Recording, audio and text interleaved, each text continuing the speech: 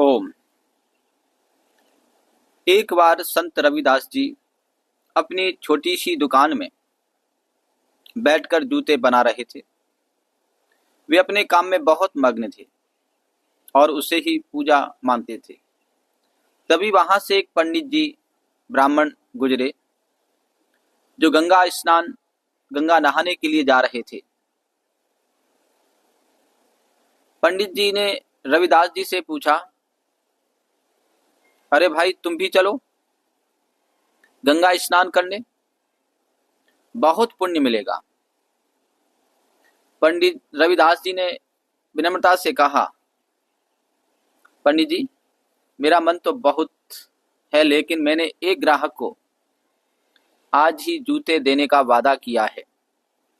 अगर मैं गंगा नहाने जा गया तो मेरा वचन टूट जाएगा और मेरा काम अधूरा रह जाएगा। मेरे लिए मेरा कर्म ही धर्म है। फिर रविदास जी ने अपनी गुल्लक से एक सुपारी या सिक्का निकाला और पंडित जी को देते हुए कहा, पंडित जी, मेरी तरफ से यह छोटी सी भेंट माँ गंगा को दे देना, लेकिन एक शर्त है। यह भेंट तभी देना जब माँ गंगा खुद अपने हाथ बढ़ाकर इसे स्वीकार करे, वरना वापस ले आना। पंडित जी हंसे और सोचने लगे कि गंगा मैया साक्षात हाथ कैसे बढ़ाएगी, पर उन्होंने सुपारी रख ली। गंगा घाट पहुंचकर पंडित जी ने स्नान किया और मजाक में कहा, हे गंगा मैया, रविदास ने यह भेंट भेजी है, अगर स्वीकार हो तो हाथ बढ़ाकर ले लो। तभी एक चमत्कार हुआ। गंगा नदी की लहरों से साक्षात दो हाथ बाहर निकले और उस भेंट को स्वीकार कर लिया। बदले में गंगा मैया ने पंडित जी को एक सोने का कंगन दिया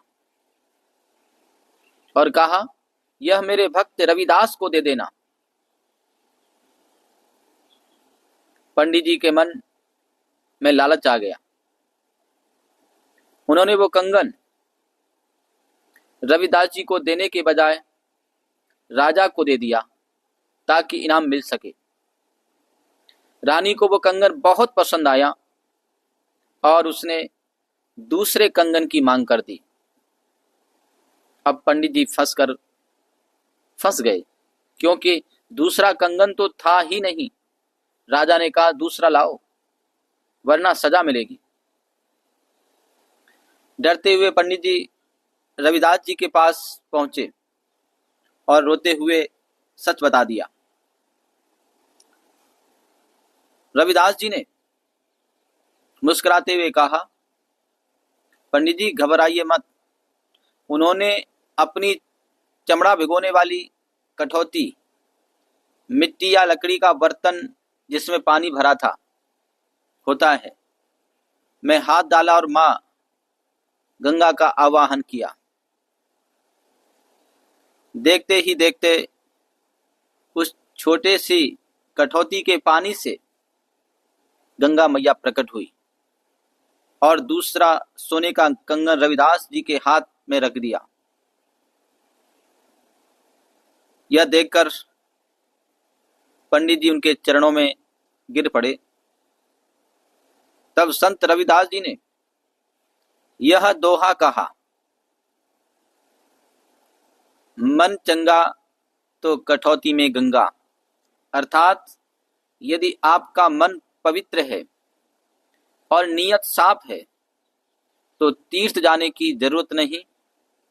ईश्वर आपके पास ही इस कटौती में भी है। ओम शांति।